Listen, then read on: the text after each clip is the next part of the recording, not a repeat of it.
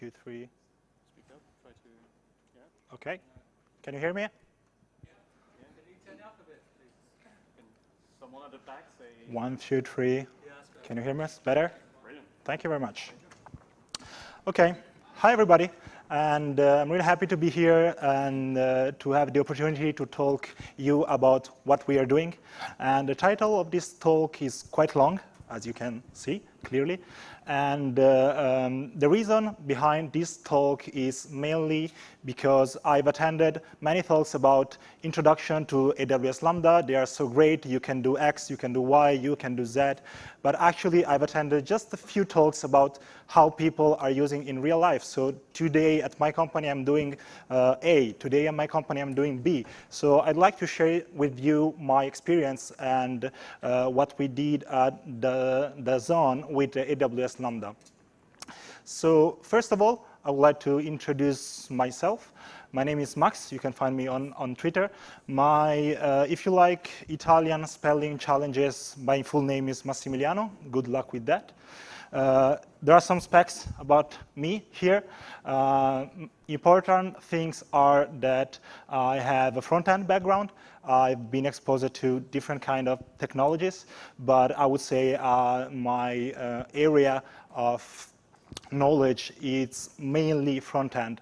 And so I'm learning in the last year, roughly, functional and reactive programming. And that's all for me. Good question that you may have is, my background isn't exactly what you're expecting from these kind of talks, because you can see different kind of people talking about here, but not exactly a front-end guy talking about how to build stuff, because it's not exactly a one-to-one relation. And that's a good point.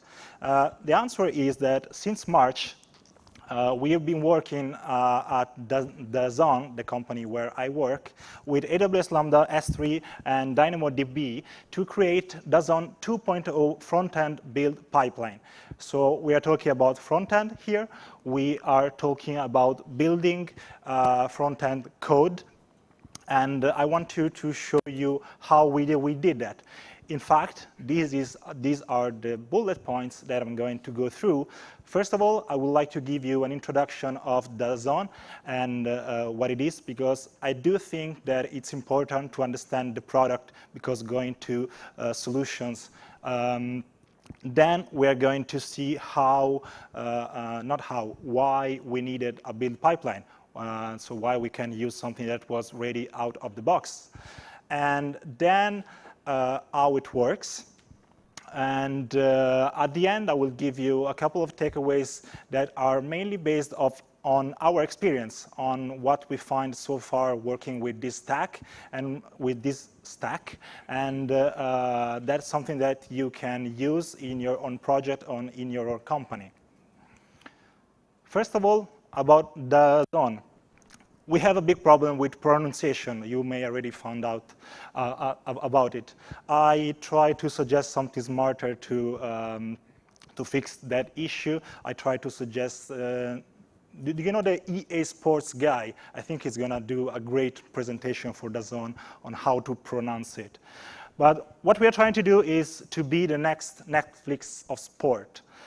What does that mean? We like to compare ourselves to Netflix for different reasons. First of all, business model. The business model is quite similar. So we both have a monthly subscription. So you pay each month. You can pause your subscription. You can resume your subscription. It's entirely free from years of contract and what you usually get for sports solutions. All sports are included. So you can either get everything on anything. It's completely binary. You don't have to cherry pick packaging about, oh, maybe I want cricket, but I want also fishing, and I want biking, and it's either 1 or 0. And third point is available on any device. Right now, I wrote any. It's not properly correct, but we are supporting 18 different devices. We are supporting TVs, we are supporting, of course, web, we are supporting native solutions, and So that's a very key thing that we are going to see again in the presentation. Another goal that we have at DAZN about Netflix is that right now you see Netflix as something where to look at. So you read their blog post, you read what they wrote on some subject, because it's something that inspires us regarding technology. And that's what we wanted to achieve as well, to be something that people look at in order to tech stack, in order to how to find out solution for some problems. These are why we like to call ourselves the Netflix of sport. We are live in 5 countries right now. UK is not in the list yet. And in this country, for example, in Germany, you can watch as many sports as you can for $9.99 per month, roughly. But this talk is not a pitch about DAZN. I would like to give you the picture about what we are doing. So let's go back to the real problem, the real issue that we try to solve. We're talking about the next version of DAZN, DAZN 2.0. Our main goal is to have multiple single-page applications tailored per country or per device. What does that mean? Right now, we have like a unique application that is distributed to every kind of devices, to every kind, to all the countries, and the application is almost all the same. As you can imagine, there is a bunch of stuff that you don't need in one country or you don't need in one device. Very stupid example are mobile assets for a TV. Why do you need mobile asset on a TV? Of course, you don't have to give to the TV these kind of assets. That's why we want to give you to the device, not to you, to give to the device the minimum amount of resources in order to run the application. That's why we call it tailored per country and per device. But in practice, how many single-page applications are we talking about? We're talking about quite a lot, because we have, of course, one application to support. We have 5 different countries that right now we are supporting, but it's growing a lot and a lot. We have 5 chapters. We call it chapters, you can imagine, as subsections of the whole application. So, for example, I'm going to stick with a Netflix example. If you navigate through the catalog of Netflix, it's one chapter. If you jump to the settings page, it's another chapter.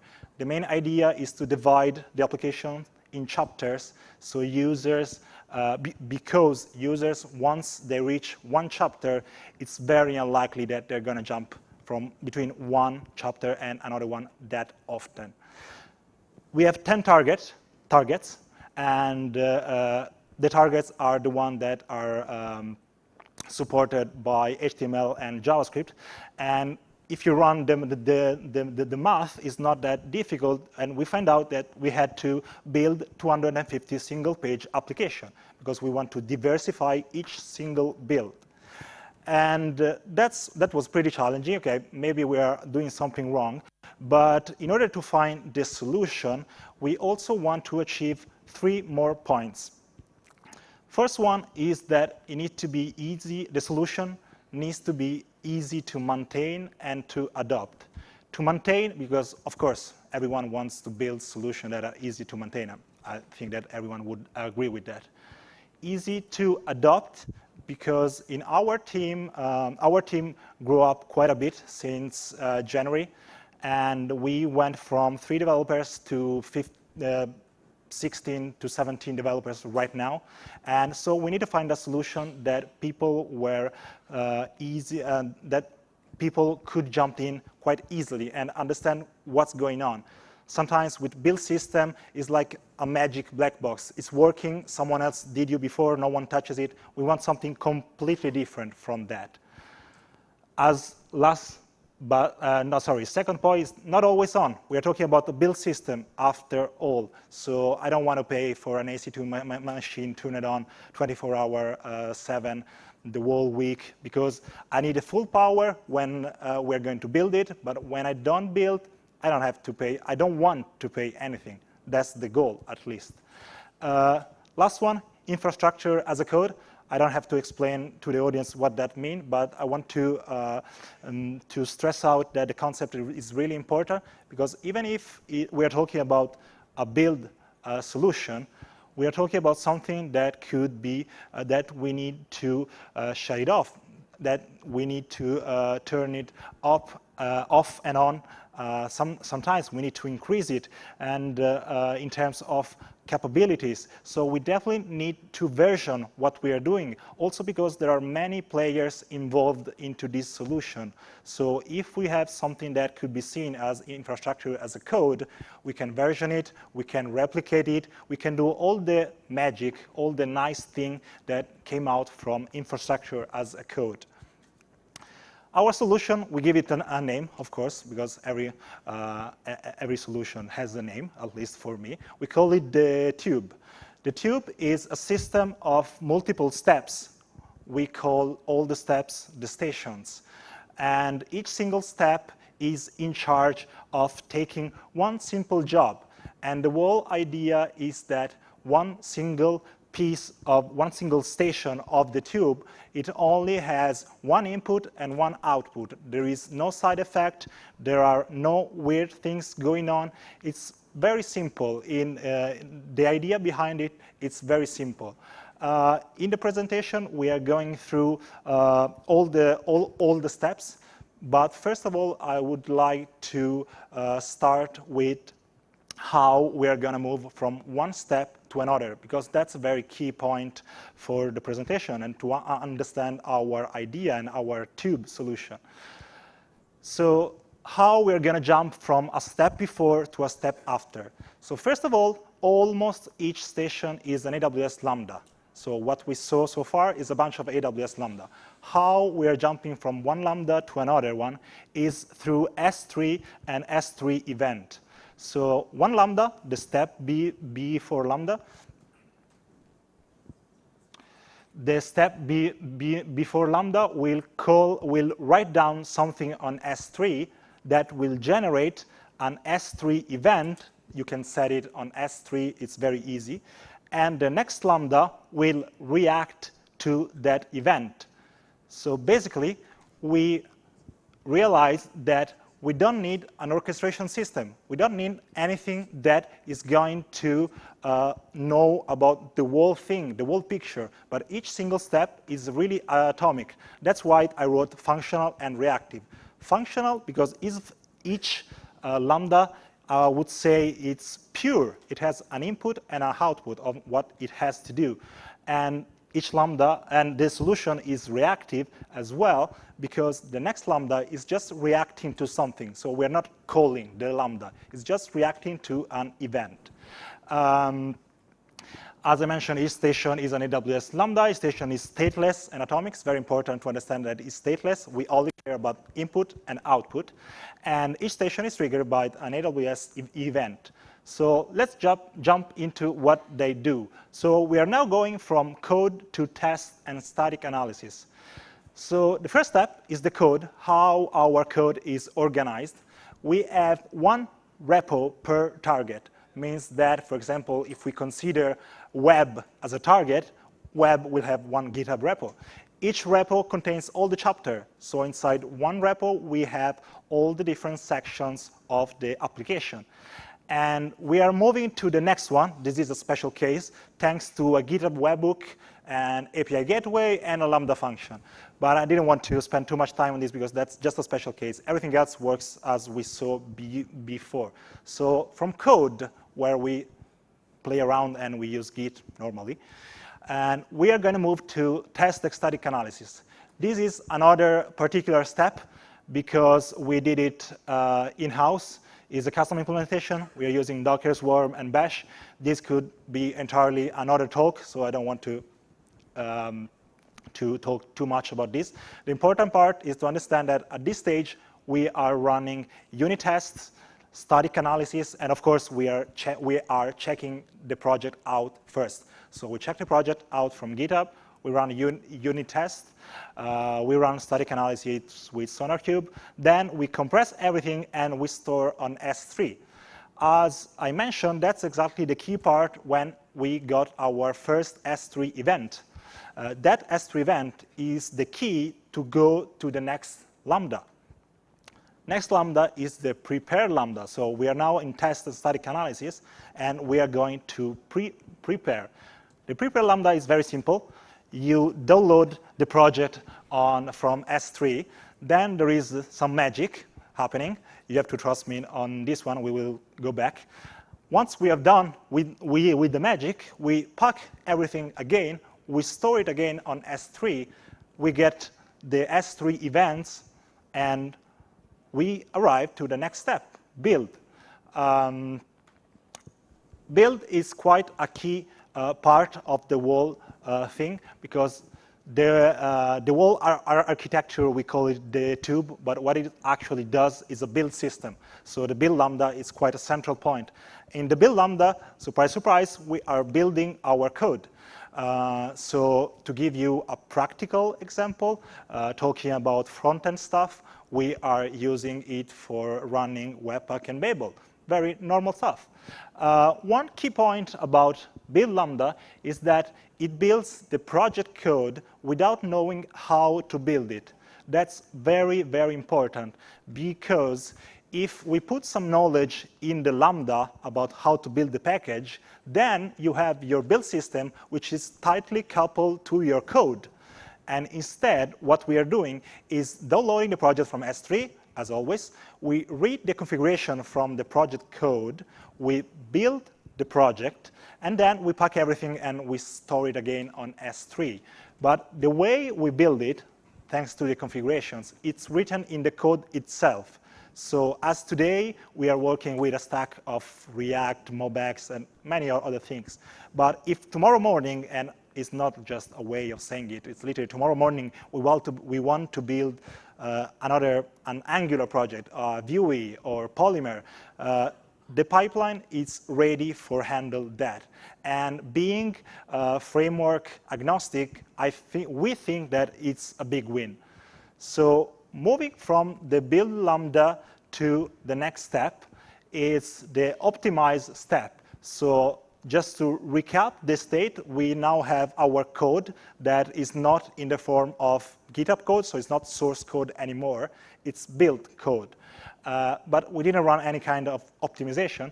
So inside the Lambda of optimize, we are downloading the build output files from S3, which in the front-end example is going to be a bunch of JS files, CSS, and HTML probably. We're going to optimize each single file in a different way, because of course you can optimize JavaScript and HTML, CSS in different ways. And then once we have done, again, it feels that we are doing the same thing exactly every time, and this is what we are doing. We pack all the optimized file, and we upload them on S3 again. This code is now ready to be used, is now ready to be deployed, because out of the optimized Lambda, our code is ready to be moved in production, to be deployed. Next step is upload. What does upload do? So first of all, as always, again, it downloads the code from S3. And just wanted you to point out that all this round trip for S3 are quite cheap, since we are talking about just one time we are downloading roughly 100 meg for our app. All the other times we are talking about build code. So it's literally like 4 meg max. And once we download our code from S3, we upload it in 2 different places. First of all, we upload it to Artifactory. We are using Artifactory as just a way to store artifacts. You can use almost whatever you want. And third step, we update the database about the new available build. Because at this stage, we've done. The build system is over. And we can tell we have database when we store all the available builds that you can deploy. And we are telling the database, oh, you know what, there is build XYZ ready to be deployed if you want. Nice. So the database will have a link to the Artifactory, and you will be able to just get the code from Artifactory, which is actually an artifact. It's ready to be deployed. Putting all together, it feels slightly messy, lots of icons. Briefly, going from code is an API gateway, Lambda. We jump to static analysis. From static analysis to S3, again, we store one file, and then from now on, all the steps are handled in the same way. So prepare Lambda, S3 file, S3 event, Lambda event, Lambda event, Lambda event. No magic. It's really simple in its idea. Each single piece of the whole thing is responsible for only one job. And I do think, and we do think, that this is an optimal way for people to understand it and also jump into the code of one single and particular element of the whole thing. But wait a sec. I started talking to you about 250 applications. So far, we saw one pipeline. So it's like one. So the output is one. We need to go from 1 to 250. So there is something more. Do you remember the magic step in the prepare? Our prepare is slightly smarter than what I showed you at the beginning. So our prepare is actually acting as a multiplier. So from the prepare step, we are starting multiple pipelines in parallel. That's when the power of AWS Lambda comes in. First, because we don't have to think about how to manage this stuff. So from prepare Lambda, if we manage to start 15 or 20 or 100 pipeline after, it's up to Lambda. We don't manage anything about this. And each single step is exactly as we designed for one pipeline, for one single and linear pipeline. But let's have a look about how prepare works. If you remember each single step, I do hope you remember, just write a single file on S3. What does prepare do is write multiple files on S3. And if you set up your S3 events correctly, you will get many S3 events. And if your next Lambda is waiting for that event and you get like a dozen of events, you will have a dozen Lambda that are going to run. So that's how we are handling, how S3 events are handling the multiplication of the pipeline. So we are saving, again, on S3. As you can see, we got the S3 event for free. That's just about configuration. And we go down to all the steps that I already showed you. Multiple event generators, multiple Lambdas triggered, and now you can start to understand where all 250 build single page applications came from. And the main idea is that, as I told you at the beginning, for one target, we have one repo. So for web, or let's get another example, for Xbox, we have the Xbox repo. So the prepare Lambda function is taking care of generating files on S3 that are allowing us to build different kind of section of that repo. So for Xbox, the prepare step will generate something for, for example, this is a payment, the payment chapter. This is the catalog chapter. This is the help section chapters. So everything is handled in the prepare because it's actually just preparing stuff. The actual builds comes after, but the build, it's the same for everything. So we reached our goal. We arrived to 250 of them. So at least I showed you what I wanted to do. And now I would like to give you a couple of takeaways of what we learned by doing these, by approaching this solution. I divided the takeaways in two subjects. One is organizational and one is purely technical. I'll start with the organizational one.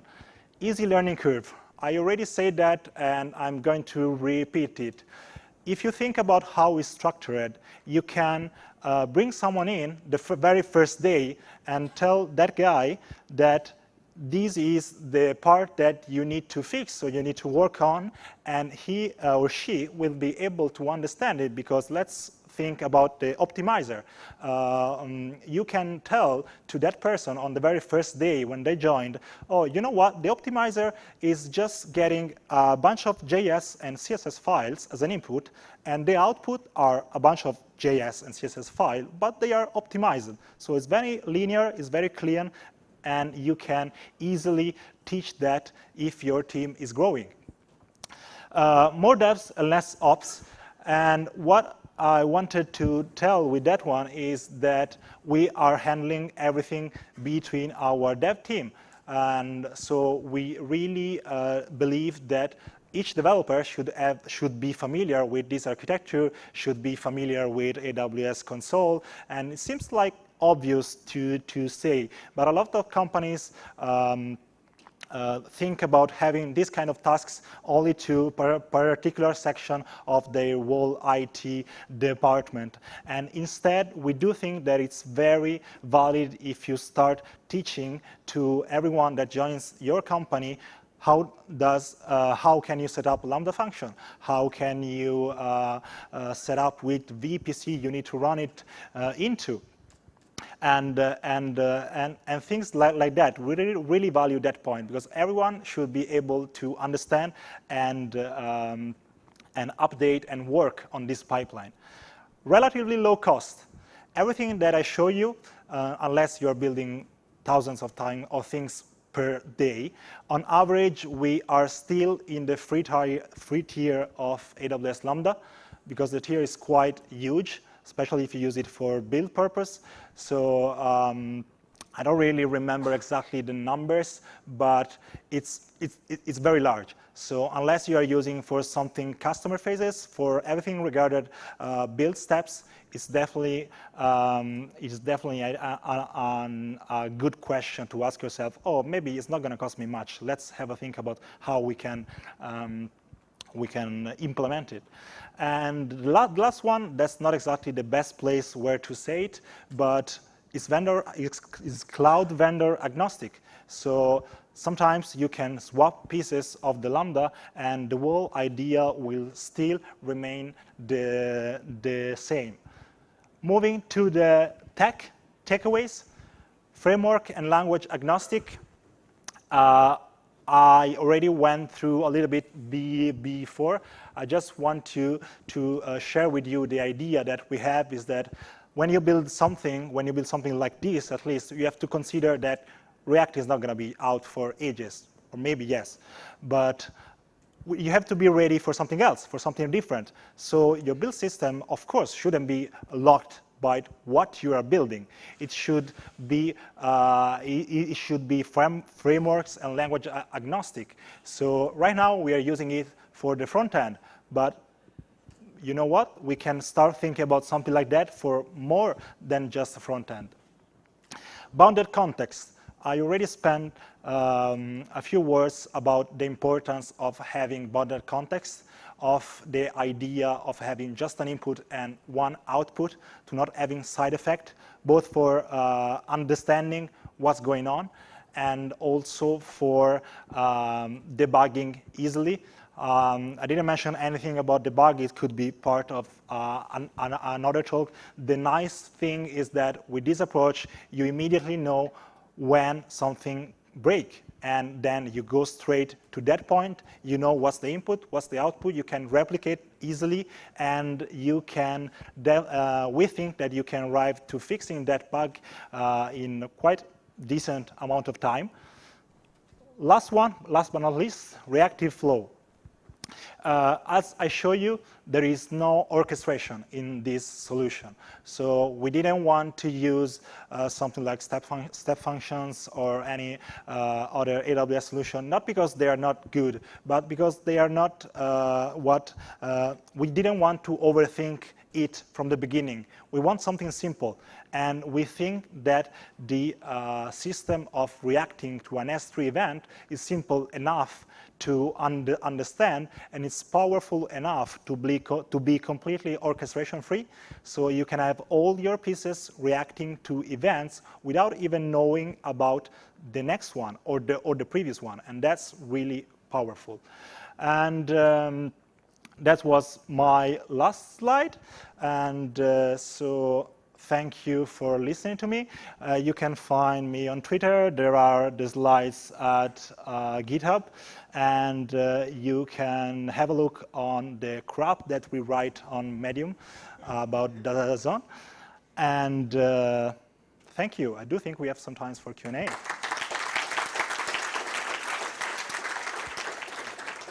Can you? Oh, thank you very much, Max. That was an amazing talk. Amazing remote controller as well. Thanks. Don't know how that works. Do we have maybe a few minutes for questions? Yeah. When a build step breaks, Yeah. How do you find out about it, and how can you get details on the failure? That's a good question. Our first implementation, we are going step by step. Our first implementation has been, and we are still using it, to have another Lambda, which is not in the pipeline, but every time we reach one step, each step we call that Lambda just to notify step started and step completed. And if something goes wrong, we notify that Lambda with error in the Lambda with the stack trace. The powerful of this kind of approach is that we only have that Lambda, and we can attach to that Lambda whatever system we want. So we called it the logger Lambda, and at the beginning we have, and we're still using a Slack channel connected to that Lambda. So every time we got an error, we had a message on the Slack channel.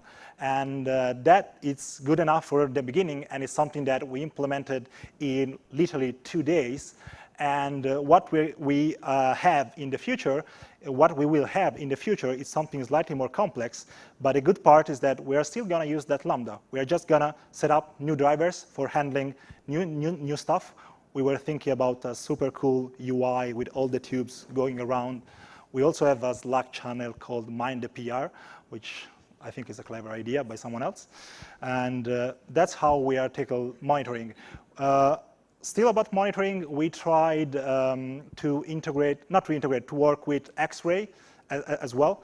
And up to a few months ago, I didn't check in the last 1 or 2 months, but up to a few months ago, it wasn't exactly what we were expecting in terms of communication between S3 events and Lambdas. So it's good for Lambdas. You can find out a few things about it. But since we have one package that is literally going around multiple Lambdas thanks to the S3 events, we found out that at that time, X-ray wasn't ready yet. I'm pretty sure that something will come out soon about it, because I already spoke with a couple of guys from AWS, and they are thinking about implementing X-ray also for S3 events, or maybe they already did. I'm slightly out of date. Thank you. We just have one last question. Oh. What memory defaults do you use on Lambda? It really depends on the Lambda. So for example, the builder one, it has more memory. We are talking about, I think it's more than 512. It's about 600 or 700 for that one. The optimizer still require a little bit of power, but something like the uploader, the prepare, or the ones at the beginning, they are really light. So you spend slightly more money on the core one, or the builder and the optimizer, because they are pretty heavy job. But at the beginning, we weren't sure that we could achieve something like that with Lambdas. Also because I think they increase the memory. So we did a spike, and we find out that actually we can do that with Lambda, and it's perfectly fine. So we are not running into any kind of memory issues. Cool. Thank you very much, Max. Thank you.